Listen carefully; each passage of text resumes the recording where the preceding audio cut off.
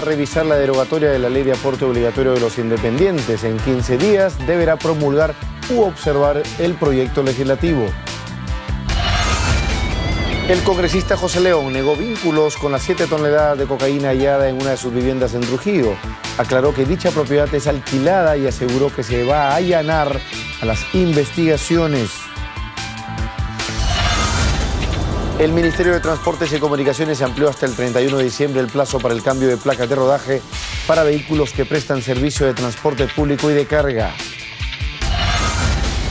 Protransporte aseguró que a partir del domingo inicia de forma ininterrumpida la circulación de los buses por el corredor azul Tacna-Garcilaso-Arequipa. Las cúster sin autorización no podrán usar esta vía. El Jurado Nacional de Elecciones anuló la resolución que declara improcedente la inscripción de Chimpún Callao para las elecciones municipales y regionales del próximo 5 de octubre. El ministro de Defensa justificó el bono por riesgo de vida de los edecanes. En tanto, el presidente de la República aseguró que se están acortando las brechas salariales en las Fuerzas Armadas.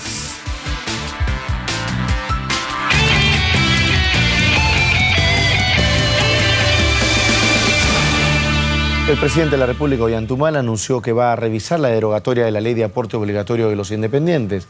Humala tiene 15 días para promulgar u observar el proyecto que elimina el cuestionado aporte.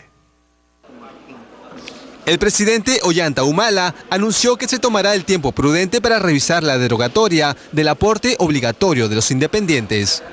El gobierno tiene un plazo fijado por la ley que nos va a permitir a nosotros reflexionar, revisar la propuesta de proyecto de ley del Congreso de la República, y yo creo que es una etapa que no puedo saltarla. De acuerdo a ley, el mandatario deberá decidir en 15 días el destino del proyecto legislativo que vuelve a voluntario el aporte a un fondo de pensiones privado o público. Por prudencia, por responsabilidad con el país, tengo que primero analizar, no solamente yo, sino los sectores que tienen directamente que ver en este tema, tienen que revisar, escuchar las recomendaciones y de acuerdo a eso vamos a proceder conforme a ley. Polémica y muy criticada en el Congreso como en las calles, dicha norma contaría sus últimos días, y más aún si recordamos este tuit publicado el pasado lunes por Nadine Heredia en su condición de líder del Partido Nacionalista. En ella expresaba el acuerdo a la suspensión de la ley. Desde el Congreso, el nacionalista Daniel Abugataz consideró que es el momento de debatir la situación del sistema de pensiones. Y creo que no hay que tener temor de revisar el tema de las AFPs, y creo además que es una responsabilidad inevitable de parte del Congreso de la República y del Poder Ejecutivo y de la sociedad civil hacer una revisión integral de qué cosas queremos hacer con el sistema privado de pensiones y el sistema público de pensiones. Respecto de una posible demanda de AFP Habitat al Estado por la licitación ganada que le garantizaba coberturar a nuevos trabajadores, Jaime Delgado cree que esto no suceda, ya que en el acuerdo inicial no se contemplaba incluir a los independientes. Si Habitat quisiera presentarse a esta licitación, ¿va a demandar al gobierno peruano para tener pleito pendiente con el Estado peruano? O sea, yo supongo que Habitat está pensando en quedarse en el país, ¿no es cierto? No ha venido por 2 años y retirarse. Entonces, y tiene que pensar además... ¿Eso le parece improbable? Yo lo veo en el plano de la hipótesis, lo ve improbable. Poco probable de que se produzca una demanda. Por otro lado, el experto en temas previsionales, Fernando Muñoz Nájar, consideró que la ley estuvo mal planteada desde sus inicios. Este es una típica medida que ha sido mal hecha en el Congreso porque no hubo suficiente análisis, lo vio simplemente una comisión que era la defensa del consumidor, que no tenía nada que ver en el asunto, porque no era un asunto de defensa del consumidor, era un asunto de la Comisión de Economía o de la Comisión de Seguridad Social.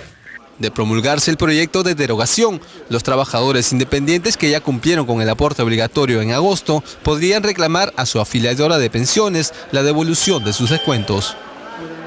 Y el presidente de la Asociación de AFP, Luis Valdivieso, señaló que la decisión del Congreso de derogar el aporte obligatorio afecta decididamente al sistema privado de pensiones. Asimismo, sostuvo que indudablemente existe un perjuicio a una empresa que ingresó al mercado con una expectativa de captar a un grupo de afiliados. De otro lado, recomendó que los independientes piensen en su decisión de retirar o no sus depósitos. Y el parlamentario José León aclaró que su casa intervenida en Trujillo estaba alquilada y que no tiene nada que ver con los vínculos con los detenidos. Tenemos los detalles en el siguiente informe.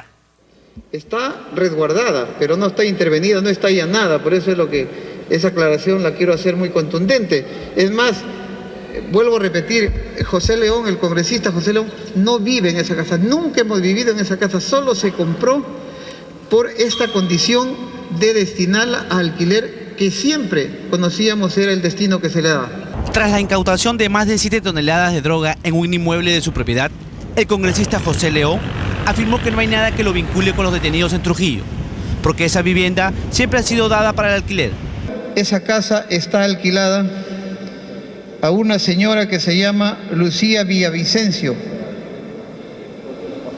Y la señora Lucía Villavicencio alquiló esa casa en las manos y en la gestión de los administradores de este negocio. En conferencia de prensa, el congresista de Perú Posible dijo que va a acudir a la Fiscalía para entregar toda la documentación y aseguró que se allanará todas las investigaciones. Que nos allanaremos a todas las investigaciones, que exigimos se investigue y que se haga una drástica persecución a esta lacra social que hay ahora en el país. Anunció que a la brevedad viajará a Trujillo para conocer de cerca el caso. Sí, voy a ir a la zona. No lo sé todavía, creo que va a ser el fin de semana. El congresista Daniel Abugataz pidió respetar la presunción de inocencia sobre el caso de la droga hallada en una propiedad de José León. Pidió que no se haga un cargamontón por el tema. Él no estaba en posesión de esa casa, que no es lo mismo cuando Kenji, en el almacén de Kenji, se encuentra la cocaína. O sea, no cambiemos las cosas. Una cosa es, yo he alquilado una casa hace más de 2 años, si hacen algún hecho ilegal ahí, son responsables los que están viviendo en esa casa, yo simplemente he alquilado. Por su parte, Johnny Lescano pidió a su colega que presente lo más pronto posible las pruebas que tiene para que se aclare su situación. Creo que el congresista León requiere hacer una explicación en el Parlamento Nacional, porque obviamente encontrar en la casa de un parlamentario droga ya causa suspicacias y tiene que dar una explicación coherente. Como se recuerda, la policía halló el último martes en el inmueble la droga camuflada en bloques de carbón que tenían como destino Europa.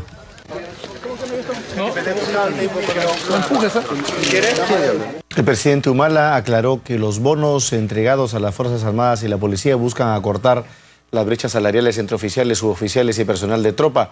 Humala señaló que se aumentó la ración diaria a 10 soles, como las propinas para los soldados en 600 soles.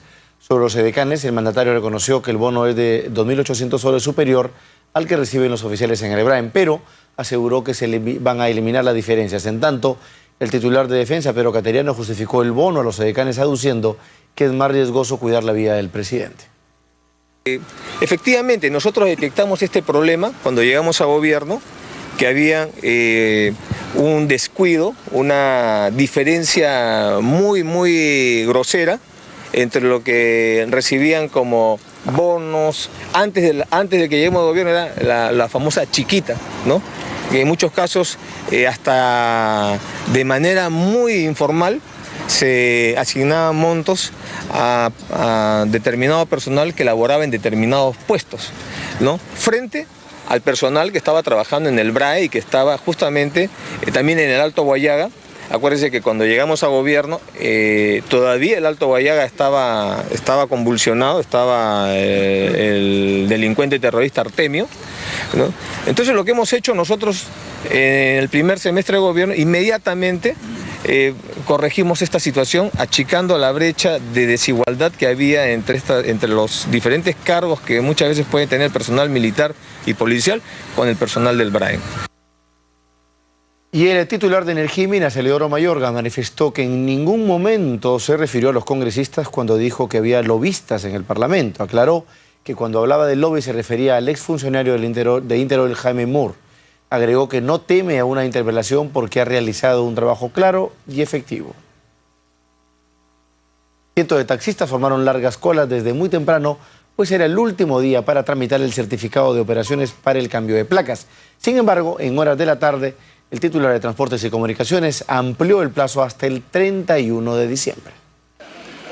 Desde las primeras horas de la mañana, gran cantidad de taxistas hacía cola en los exteriores de las oficinas del Servicio de Taxi Metropolitano SETAME, pues debido a que el sábado 30 es feriado, hoy terminaba el plazo para el trámite del certificado de operaciones que permite renovar las placas de sus autos. Y es que son cerca de 28.000 taxistas que no han realizado dicho trámite. Muchos de ellos han esperado hasta el último día para hacerlo. Sin embargo, otros viven un panorama distinto. Señalan haberse acercado en repetidas ocasiones a las oficinas del SETAME, pero sin obtener resultados positivos. Algunos incluso llevan tramitando este certificado de operaciones desde el año pasado. Siempre me dice regresa, para otro mes, para tal fecha. Llego ese día, me dice regresa otro. Total. Afirman además que no les dan una clara explicación de la demora del trámite. Me dice que todavía está en resolución, no sale, regresa a tal fecha y todos los regresos. Hoy día también estoy en ese plan. Sin embargo, en horas de la tarde y a través de un comunicado, el Ministerio de Transportes y Comunicaciones confirmó la ampliación del plazo hasta el 31 de diciembre. Bueno, y desde este domingo los buses del Corredor Azul circularán todos los días.